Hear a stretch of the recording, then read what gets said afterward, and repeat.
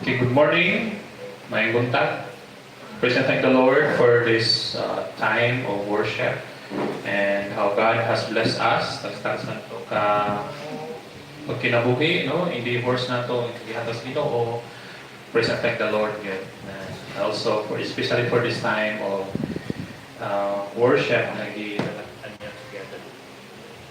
Okay, so please open your Bibles, please. And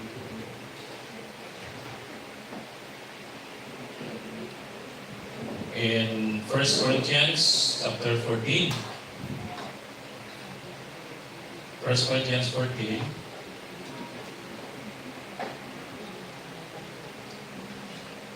I request everyone to please stand as we read. Allow me to read this to you. 1 Corinthians 14. Start at another chapter. The Word of God says, pursue love and desire spiritual gifts, but especially that you may prophesy. For he who speaks in a tongue does not speak to men, but to God, for no one understands him. However, in the Spirit he speaks mysteries. For he who prophesies speaks edification and exhortation and comfort to men. He who speaks in a tongue edifies himself, but he who prophesies edifies the church. I wish you all spoke in tongues, but even more that you prophesy. For he who prophesies is greater than he who speaks in tongues, with tongues, unless indeed he interprets, that the church may receive edification. Praise God. Let's pray. Father in heaven, we thank the Lord for your grace that abounds in our lives. Especially Ginoo sa ating kabutagon, imo kami gitigom together to worship the Lord. And we praise you and thank you, Lord God, for your timely reminder to each and every one of us. Imuhang pag-grow sa among Ginoo in the knowledge and love of you through your word and through the experiences that you have allowed us to experience. All the things that you have blessed us, all the things that we acknowledge, Lord, that everything comes from you. We thank you and we pray for your blessing. Bless us this morning with understanding and knowledge from your word and transform us, O God. We pray for wisdom. Enable your servant, O God, this morning. Kami tanan Ginoo, kahit kami singkasing that is teachable and help us, Lord God, that your name will be honored this morning. And every day of our lives. This we pray in Jesus' name. Amen. Please take your seats. Message this morning entitled, That Gift That Edifies. We know nga sa sukat sa chapter 12, Apostle Paul, until chapter 14, this is the last chapter and discuss Apostle Paul about the spiritual gift and especially ang gift of tongues, the speaking in tongues. And si Apostle Paul, iyang reason good to tell us some importance ang pag-understand some spiritual gift is for them to have unity in the church. Because we know that there's something happened in the Church of Corinth that far from the picture of some unsang design sa Ginoo sa church. Makita gini mo sa letter that nagagulihan din sila. And dili man tungod kay wala sila kakibalo. Nagagulihan sila tungod kay puro sila pride. Nagkagalian sila because wala sila nagkulang sa gift. But in fact, nagkahan kayo sila, gifted din sila kanan. But the problem is, their giftedness is wala nilang kuyugan sa gining-gis na dihan ako last chapter na love. Okay. So love is a very important factor in every service ginato. Not just in the church, but sa atong pagkinabuhi. Diba? Kaya if ang atong pagkinabuhi, ang pagkigahalubilo sa matag magkag-usa sa tao, sa to ang pamilya, sa to ang partner sa kinabuhi, sa to ang mga silingan, sa to ang mga amigo-amiga, kung mechanical lang na siya, I mean, destructive na. And if it is not done with love, it should be done with something else. And we know, if wala na igugma ang ato ang pagkinabuhi, saklang ginanato o desire, no, to gain, desires of something magka-benefit ato. So most likely, selfishness din ang maghari, no, kung dili sa bulan na gugma. So sa chapter 13, we see that Apostle Paul is gitawag niya ang mga believers do sa Corinth and also for us na dapat magbinago sila. Huwag-yaan nila ang inahang kanang childish dependence on the temporary spiritual gift. Kaya dapat mag-focus sila on something that is mature, that is permanent, and that is eternal. And we call it love or agape love. Okay?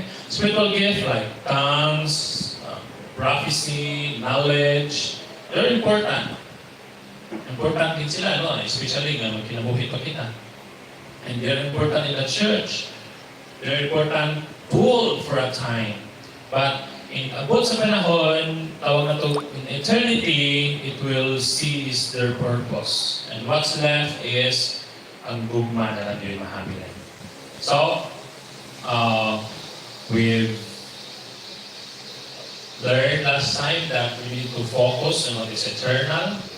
We need to love one another, even those brothers we disagree in terms of doctrines, especially in tongues, and to speak the truth in love is very important.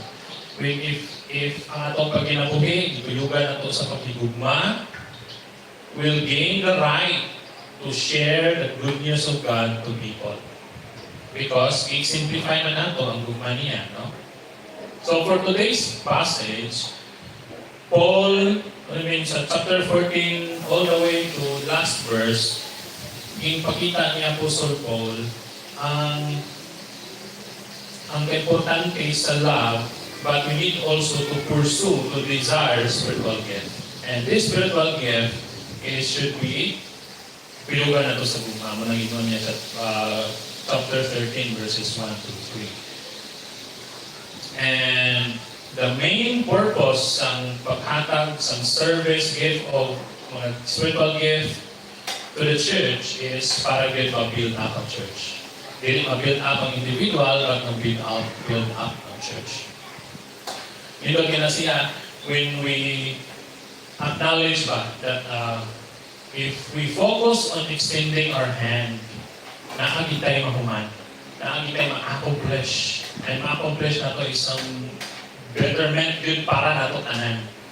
No? Kita to sa isa ka, I don't know kung makita ninyo yung exercise sa isa ka school. No? Pag-abot sa mga students sa school, ang teacher, nagbutang siya, gaghan yung mga balloons. Maybe nakapanoon yung story. Gaghan yung mga balloons, and then, kada balloons na i-name nila, ay nag-start sa nila ang name.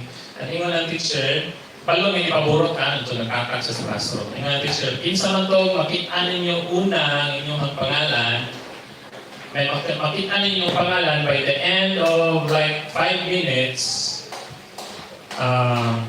naamoy reward, no, from the teacher. Okay, so, pero may istorya, kasi bakit sa Jantry, of course, nang makita ko nilang name, right? So, nahuman ang 5 minutes, hindi na tabo. Wala yung nakakita silang pangalan. Of course, no, kay Gawali mo, black book ang balon. Right? So, yun ang teacher, okay, let's, I'll give you another chance. But this time, every time mo makuha kag balon, pag makita mo ang name sa someone sa balon, you give that to that person. Ano sa'yo tabo? Wala pa yung 5 minutes. Ang kumplito sila sa balon tanan. So that's the picture of a group of people na tanaw mo chaotic, but when they are helping one another, when they point their focus away from themselves but towards others, everybody are helped, right? And everybody receive their reward. So, Apostle Paul here is telling us that yes, we pursue love. We need to pursue love. Ano paingon niya sa verse 1, ingon niya, pursue love and desire spiritual gift, but especially that you may prophesy. Pursue love. Ano yung pinakauna niya ng command at pinakauna niya ng ibalik? Going back to chapter 13, love is the thing that is necessary, the thing that is essential, the thing that is more excellent way, love. And we define the word love, right? We already defined it. And sa itong love, defined sa Bible, love is patient, kind, wala envy, wala boasting, wala pagdara-dara, wala dili rude. It's not self-seeking. No, it is not selfish. It's not provoked. Does not think evil or does not keep records of wrongs. It will not rejoice in iniquity when somebody falls. It did not rejoice with it, but rejoices in the truth. And we know that this kind of love is love that bears all things, believes all things, hopes all things, and lastly, it will endure, persevere, endures all things. So here, Apostle Paul, niya prioritize love. Prioritize love. Especially in the church. And mga kulang nila dito sa Corinth. Wala sila love. Wala sila, naa sila love, hindi maginingon nga paligid no, na absent yun. But, selective, right? Or, partial. Partial na kind of love, or selective na kind of love. Kandong ko sa isa ka story po doon sa Gen, nga, ang isa ka church, no, nga, someone nga nag-walk through the doors of church, wala siguro siya ligo, wala siya bihis, karong, nagkamuritsin lang siya, and he's sitting at the back. And wala may nagpansin sa iya, because sometimes, or most of the times, our love is selective, our love is partial. And that's what happened in the Church of Corinth. Una nilang love is their self, then maybe their close relatives, or maybe their friends, but to other people, wala man naigamay or close to nothing. But here, ingon sa Apostle Paul, you need to prioritize love. The priority of love is to pursue it. It's a command. It's a command for every believer. Well, in fact, we learned last time also that love is the virtue in which the world will know that indeed we are children of God. That when we have love unto one another. And that's the reason. The absence of that is one of the reasons why people run away from the church. Kaya makita nila na, ay sumiyay diri, masakitay diri, and ito lang example ng Corinth, no, nagkinihaay sila dito, di ba? Asamang laban na. Or naaman pinili tinapon. So, it is a command. And if it is a command, it is for us to follow. Right? If we fail to follow, of course, we are disobedient. A Christian. Pursue what is patient. Pursue what is kind. Pursue love in the Apostle Paul. From the Greek word dioko, which means to chase, to run after. Or tagaan din mo great energy. Dili na siya something na will just flow lang. No, it is something that kinahanglan na ito tagaan yun of importance. And sometimes it needs, most of the times, because it is a verb, it needs our energy. It needs effort. It needs planning. Diba? Hindi na ingon nga, parihan ng buwagan na niya niyahang uyab o niyahang bana o niyang asawa, ingon na, ay, di na ako ganahan niya, I fall out of love, right? Wala na akong feelings. But love is really a verb. It's something that you need to do, you need to plan in doing, you need to desire. Ingon pa rin sa Greek word with intense energy. And when I remind sa Apostle Paul sila that it is love that is the greatest thing that they should pursue. Because once again, it is something that was the root of all the problems in the church of Corinth. And it will be also the root of problems in the church if we don't love one another. If wala love ang atong pag-serve, and if ang atong pag-serve is only for ourselves, diba? Love is not self-seeking, right? So, if you love one another, we need to pursue it, we are obedient to the command of the Lord. And yung Apostle Paul, not only that, desire spiritual gifts. From maybe sa inyong mga translation, wala ng word na gift, or maybe naka-italicized because it is not in the original. But it is in context, because Paul is speaking about spiritual gift, or things that are spiritual, that's the same thing. It is not yearning for something nga wala nimo, nga you do not possess. Because Paul, in the previous passages, you have a gift, God give you a gift, God provided you a gift, dili ka dapat mag-envy ang gifts ng others, that wala sa inyo. But ultimately, Paul here is not talking about something that you need to personally pursue. But as a church, you need to, as a congregation, you need to exercise the full expression of the gifts. I mean, itatanan sa church, if na-gift there is like a gift, and when we exercise fully about it, that is the desiring, that is the goal. Na atong i-perform ang atong gift. Then yung Apostle Paul, especially that you may prophesy. The word "you" there is not singular; it's a plural. And emphasize that the Apostle Paul is talking to the whole church, and he's talking about a command, diba? Pursue love, desires spiritual gifts. So he's talking about command and present tense, continuous imperative command. He's talking about when you have this gift, don't stop. When you do this today, do this tomorrow. Do this every day. Do this in every gathering in the church. Do this in every day of your life. It is not something that we need to stop because natin reason. Like for example, nakukuha na ako sa una, okay na, sila na pala nakaroon. No. It is a continuous command for us. Prophesy.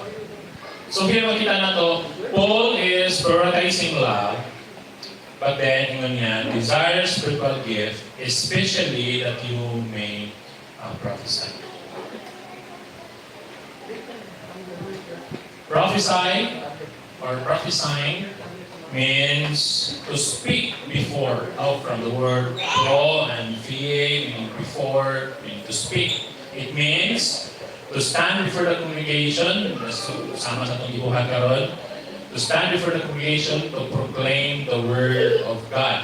Of course, prophesy once again, hindi na siya sama sa modern translation of it nga kanang mag-propesya ka or mag-fortune telling ka, no? Hindi na siya ang propesya ang sa Bible. Bible says, when we speak about prophecy, the Word of God is already finished. The Word of God is already complete. So, the word prophecy is to speak before, example, people, congregation, to speak the voice of God. But this kind of speaking is intelligible. Meaning to say, words na masabtan. Words that is common. Words that are understandable for hearers. And it is likely, gamit ni Apostle Paul na contrast sa speaking in a tongue, because what they do, silang gibuhat sa Corinth, they're speaking in tongues, but ang tongues silang gigamit is something that is unintelligible. Something that the people there don't understand. Because wala is someone na mag-interpret, but also, Paul here is making a distinction about speaking in a known language, and actually, the real speaking in tongues, and not the plurality tongues, is speaking in a known language. Okay, remember mo sa Acts when the Spirit of God nag-descend upon the believers like a tongues of fire? Silang ibuhat, they're speaking, right? They're speaking in language na ang speaker don't know. Pero it's a language that is known by the people that are in Jerusalem. Kaya ang nakadumugin ko sila ingon, ano man yung mga tuhana? Dili man sila taga-ato, why are they speaking our language? And they're not people na scholars, or they're not people that are scholars in language. But how come that they know our language? So they're speaking something, they're proclaiming something, but it's something that is intelligible, something that they can understand. But in contrast with that, Apostle Paul here, in the context of the problems in Corinth, they're speaking in tongue, yes, but what they're speaking is something that they don't understand. Something na wala yung nag-interpret most of all, and something that is known for being used by the pagan in the race. Kalabang sulti o bisag Gonzalo na walang may masatan. Ang Bible call it bara-bara or bata-bata. Something that is unintelligible. So, pursue. Ang pasabot lang yun ang Apostle Paul to Endulem is that if you desire if you desire gift of speaking before people, instead of desiring something like speaking in a tongue that no one understands, that needs interpreter for its purpose na ma-fulfill, which is to unify the church, much better that you will pursue what is masabtan. And Paul says it is the word prophesy. Alright? This gift is different from speaking in tongues because it is something that we can understand. Point number two is in verse 2, the problem of tongue. I specifically put the word in singular form, yung gamit ni Apostle Paul, and for us also to make a distinction sa speaking in tongues na known language, okay? Ayun ni Apostle Paul in verse 2, if your Bibles with you. For he who speaks in a tongue, take note, singular, does not speak to men, but to God. Does not speak to men, but to God. Ano yun niya?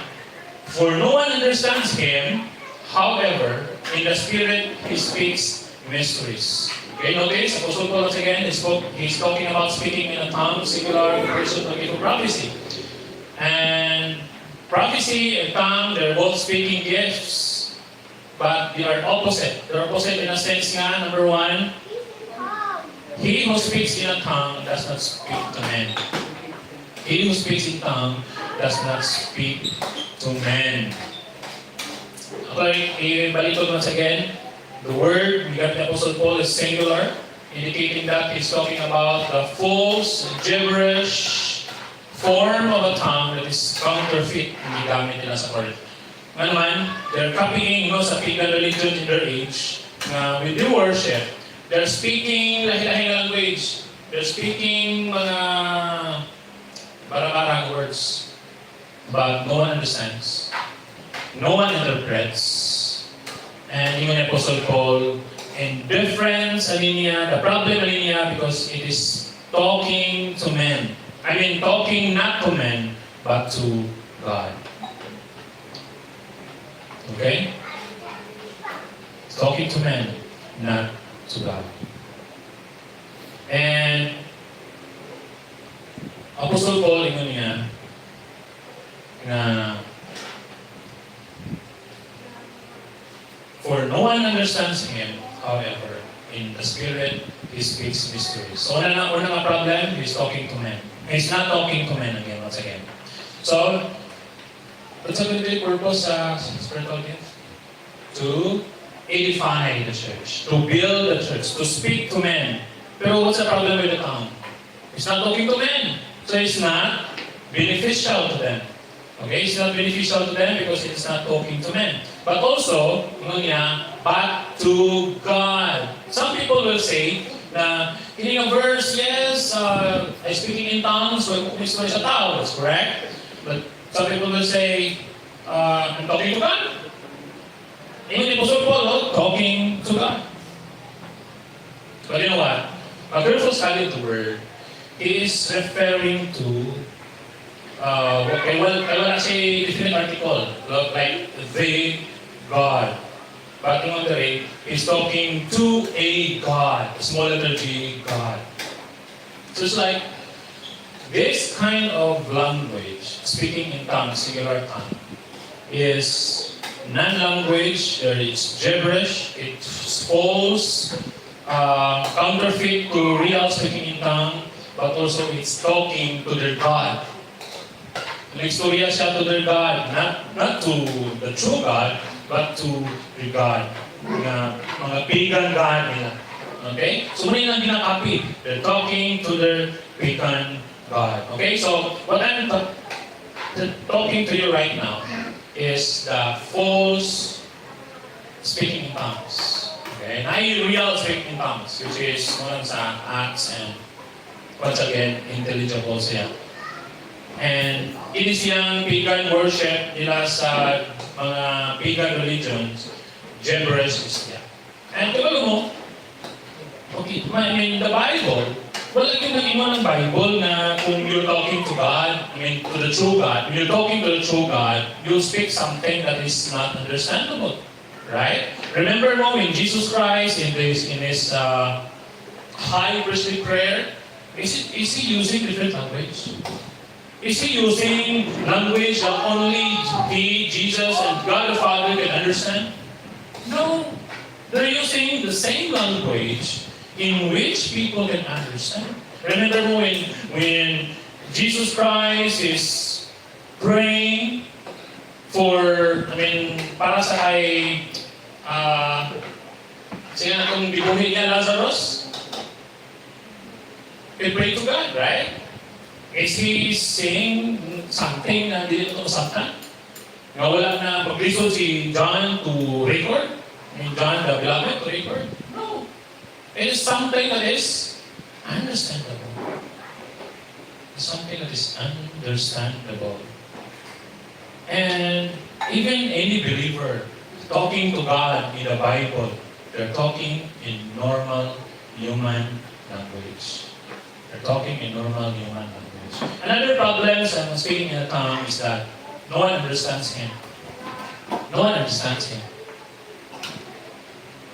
The people in Corinth, they are using this nang nindot ko siya grabe kayo ang ecstasy, grabe ang high ba, grabe ang feeling, grabe ang emotion. With that, at ako sa una, nakasuway mo ba ng naka-join yung church sa una na they are like speaking in tongues.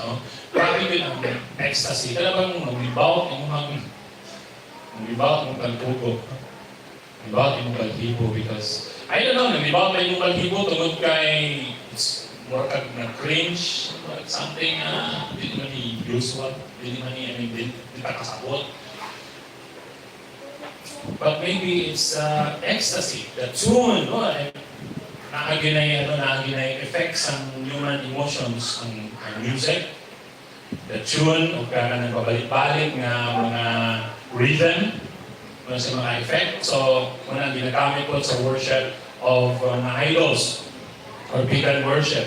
Ano siya, ginamit ko siya. And it is very prevalent in the day and age of Apostle Paul and in Corinth. Okay?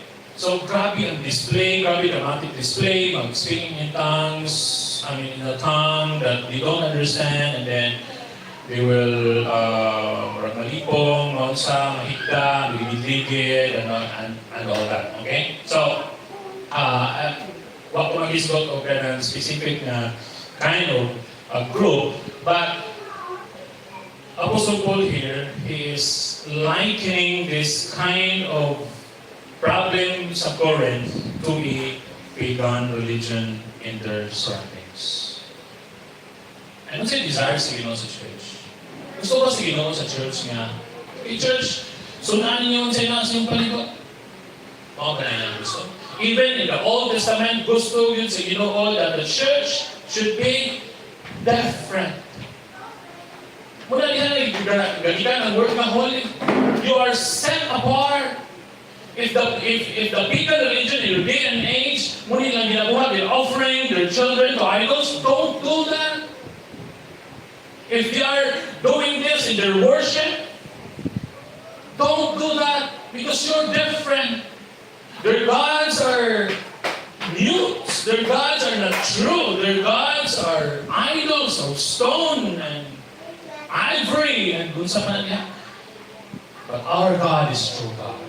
He desires us to be different. He desires us to be set apart for the world. No nga, kung makalimot mo ng church, we will be trying to copy the world, to draw people in the church, and then maabot din ang problema. Right? Because if we use extra biblical ways to draw people in the church, we will also use extra biblical ways to make them stay. Right? But if it is the Word of God, and the true Word of God, if it is Jesus Christ who draws people to church, He will make them stay. Right? It is Jesus Christ, it is the Word of God will make them stay. Far be it from us, no nga ito ang draw people in using some ways of the world. And namin yung mga ilan ang mga pamaagi, no? But makita gini mo, if the church will try to draw people in using mga means that is worldly, it's either mag-sacrifice ang church sa katong nadala, bahala na lang mamahawa sila, or i-sacrifice sa church ang iyahang teachings. Which is which? So far be it from us, ang itabon sa tuwa, let's pray God na i-preserve kita sa Ginoo in that way. And that's what happened in the Corinthian church. And he corrects the Apostle Paul before it's too late. And then, hingon ni Apostle Paul, another problem. In the Spirit, he speaks mysteries. Tapos dili, in the Spirit, wala siya nagpasabot hanga in the Holy Spirit.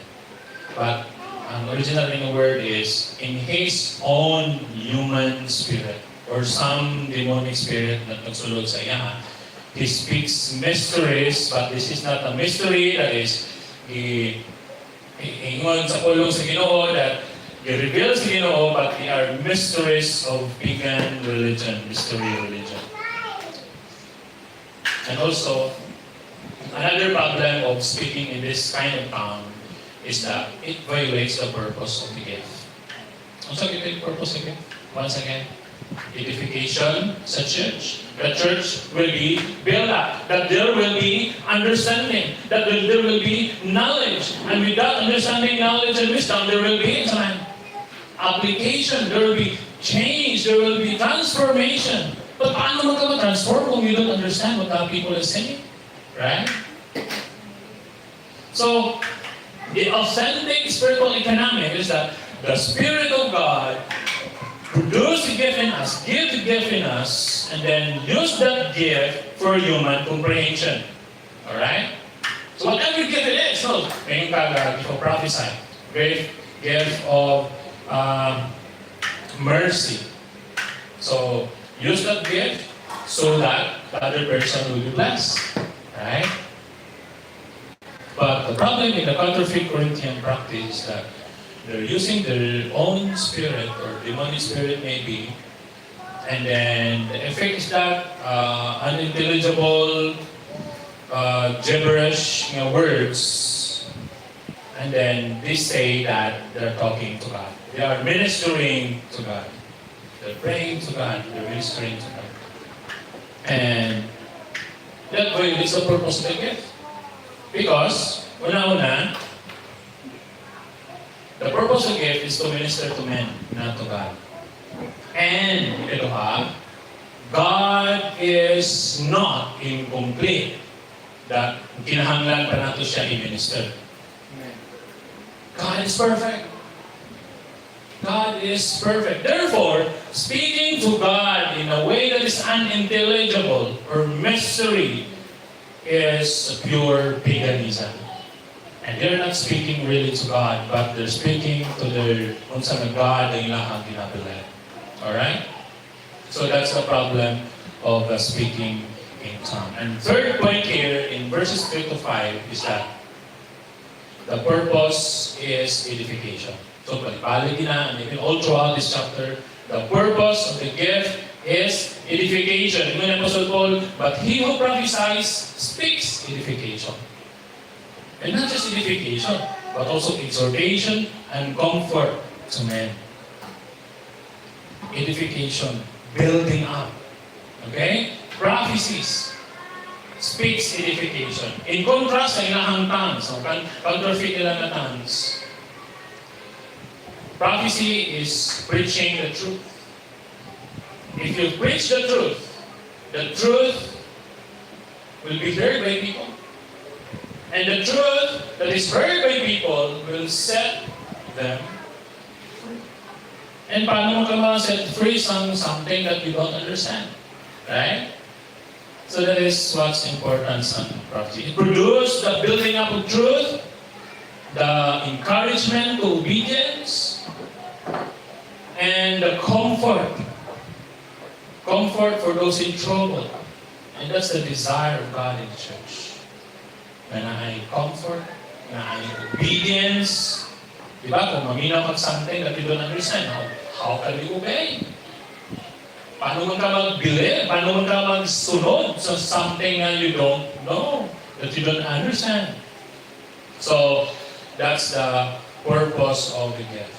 Edification. Here's the three results of prophesying. Edification, meaning building up ng spiritual life, mag-learn kita, mag-grow kita, and towards maturity, mag-grow kita. Pero exhortation.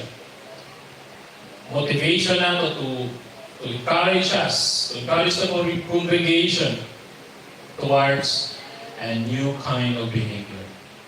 Exhort kita to do what is right, to flee from what is wrong. Right? And that's the effect of prophesying. That's the effect of intelligible speaking, and also consolation or comfort. Comfort, providing comfort for those who are hurting, for those who are in agony, those who are in crisis, spiritual crisis, those who are hurt, those who have problems. Right? The Word of God gives comfort. Kung kabalo kita, kung kinsa ang Ginoo, kung sa iyang power, it will give us comfort. It will give us peace. It will give us kanang assurance that whatever may happen to us, there is God. Right? Whatever may happen to us, we can pray. We cannot worry because we can pray. And everything, we can pray, we give thanks, we give glory to God. Right? And paano tayo makabaluan na if we don't read, if we don't know, if we don't listen, if we don't hear a word that is intelligible, a word that is understandable, a word that we can relate ourselves. Right? So, prophesying edifies, exhorts, and comforts. And then, Apostle Paul, yun niya, he who speaks in a tongue edifies himself. Okay. Here's the edification upon. The problem is with the tongue is that it edifies only himself. Self-edification. Di ba? Dili na mo yung purpose again. So the purpose again is to edify others. If everyone edify others, everybody will be edified. Everybody will be built up. Everybody will be comforted. Everybody will be exhorted. Pero kung self lang, there are some who will not be exhorted. And that's what happened in the church of Corinth. They desire their own. No, pagkaino ka ng ilahang Lord's Supper, yahay na sila panahon. Kung sa'yo nahitabo, ang katong mga laulahi, ang katong maulawon, ang katong walay, parang sila magalingon, wala sila contribute, wala sila nakaon and became home hungry and stumbled because the people there in the church are seeking their own comfort, seeking their own self-preservation. Alright? So there's a problem, son, and there's another problem in tongue. It is in conflict with love. Diba? Magamit hindi mo fully ang ato ang giftedness kung sa gola na ito love, right? Diba? Yung may Apostle Paul na, if I have speaking tongues, I'll come that love, I have nothing, right? If I do prophesy, if I be killed for my faith, but have that love, it's like a climbing symbol or nothing. So, if on this kind of tongue, if sa gula ni mong love, mag-conflict siya. Paano ba siya mag-conflict? Here's how. In the Apostle Paul, he who speaks in tongue, I don't know yung translation, but the translation says it is singular. Once again, emphasizing sa itong, support sa itong i-emphasize kanina that difference in tongues and tongue. He who speaks in tongue edifies himself, but he who prophesies edifies the church. Speaking in tongue, ingon niya, di ba? Speaking in tongue, he speaks to God. It's para lang siya pala yung edification. Actually, when I talk to people who are profess God that they are speaking this kind of tongue, ingon nila, I'm talking to God, I'm praying to God, I'm like this. So, tinood yun, self-edification siya. Right? Para lang siya siyang kagalingon. Kaya kailangan man saan nga, edify niya ang Ginoo. You cannot build up God more, right? Because God is complete. Again, you cannot edify God because God is complete. So, kinsa may edify mo when you're talking to God? You're edifying yourself. But why it's conflict with love? Because love, ano ito lang? Love is not self-seeking. And there's the conflict. Love is not self-seeking. Love does not seek its own. Love does not seek its own. So, dili siya pwede, no? Sa wala ng loving kind of, this kind of tongue. This kind of tongue cannot build up other people. Kung saan build up niya? Yang ego. Because I have this feeling, I have this high comfort, I have this high level of spirituality, and mauna church, mauna sa people in Corinth, na gusto nila to speak this kind of tongue. Kaya grabe din siya, grabe spiritual, diba yun siya. And ano mo siya, nag-create siya o image ba na grabe niya ang spirituality. Because he's talking to God in the language na sila rin nakasabot. No? Sama ba nang itakag ka ng nataboy Chinese mga suroy niya si Bart Japet? Storya sa Chinese, may isang Chinese. May gulo, yaman Japet. Ako Ako sila siyang sumunod study sa Mandarin to Chinese. That's what happened to them. That's what they desire. But yung Apostle Paul, don't desire that. Because not only that it is not seeking it is not seeking some building up sa body, the church, but also it is building up its ego. Ang salita po, kung ang ego mo ay mag-build up, muna ang ulo, right? Kung ulo, magara, you will become arrogant. Because there are people who are. So that's the problem. Speaking in tongue is conflict with love. It is not edifying the church. It is self-edifying. It is self-edifying, and it is a prostitution to the gift, the true gift of tongues. And then in Apostle Paul in verse 5, I wish you all speak in tongues, but even more, okay, take notes of verse 5. Now he is talking about speaking in tongues. I wish you all speak in tongues.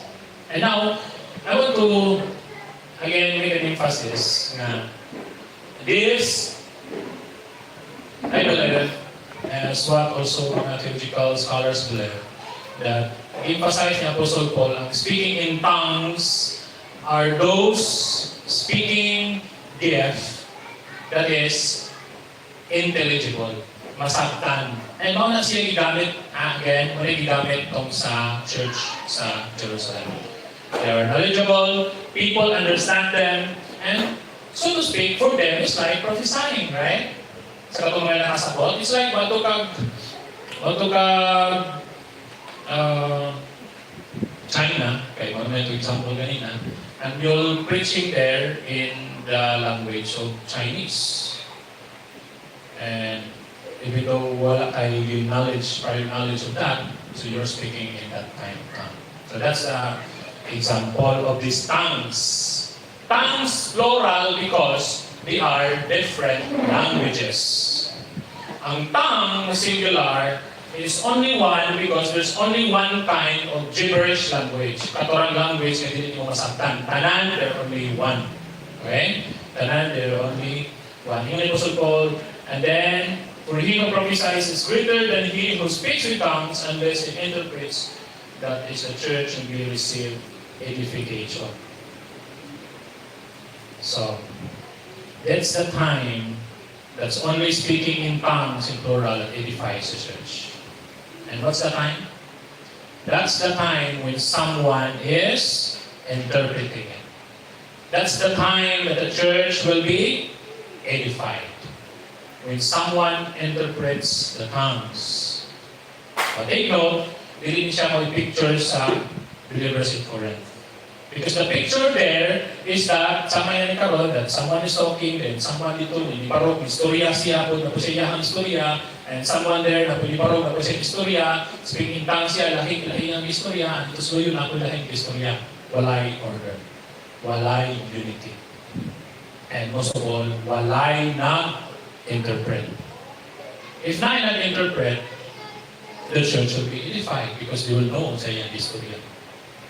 And once again, hindi na siya tinuog na ang gift of tongues is talking to God. Because the gift is for edification.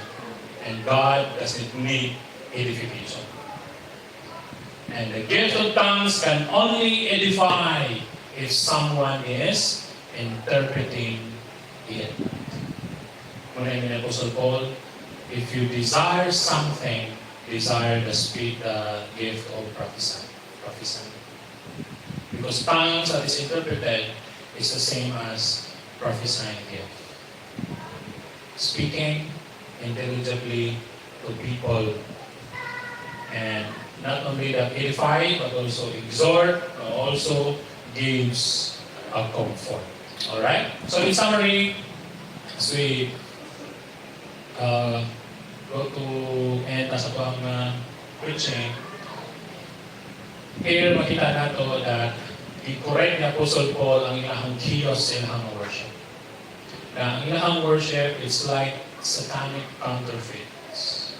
that although it seems like nagpakita sila sa ilahang spiritual gift, but wala sila kalainan sa pagan worship. That they are doing ecstatic speech that no one understands, that no one interprets, that no one is being edified. And when ay nagsulod sa ilahang worship. And you know what happened? What will happen? If someone from pagan religion nagsulod dito, ayun siya, wala ka pa rin kalahian ng Christian, ay sa mga. Right? Maorman mo dito, magliligid naman mo dito, tapos mag-yaw-yaw mo yung isang unsa, same naman nila. So there's no building up. So walang correction ng Apostle Paul. And how Apostle Paul addressed this? Paul addresses this by establishing the superiority of prophecy over tongues, based on the goal of the church, that is edification, building up. You know what?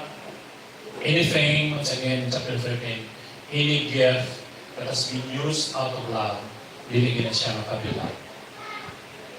Tongues, once again, cannot be paired with love. This kind of tongue, in context, even Apostle Paul, is not paired with love, cannot be paired with love because they stand in opposite purpose. Love is not self-seeking. This speaking in tongue is self-edification. Alright? So in application, practical application nato for this morning, the purpose of being gathered is for the Word of God. The Word that is understand. So church gatherings must prioritize the intelligible proclamation of the Scripture, so that all attendees can learn the Word, can be exhorted to obey the Word, and to find comfort if they are in hurt, and if they are being in problems, there's comfort in the Word of God. Right? Wala no nga uban nga paano nga even though mga tao dili makasabot sa pinulungan nga sa Paul Latin. Nindot kay paminahon, right? Isa may nakasabot. Di ba? Nindot paminahon. Nindot siya tanang, mayuhan yung Chinese dito. Sato, simba ka ng Chinese na simba.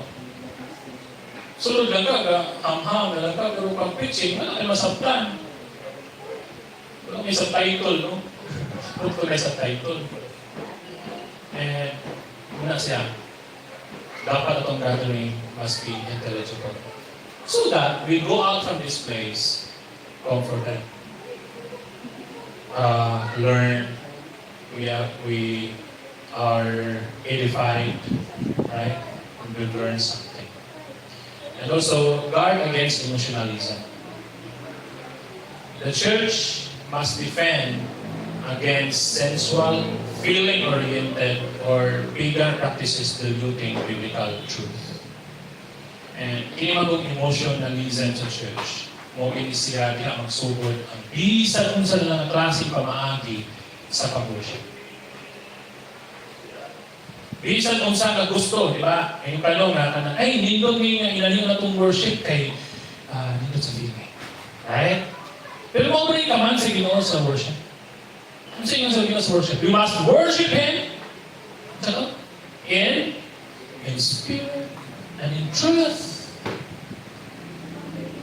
Wala'y kapin ang emotion. And you know what? I would like to emphasize that when it comes to worship, when it comes to gathering in worship, ang atuwag yun, huna-unahon nga patakaran sa pag-worship is on what God has told us to do.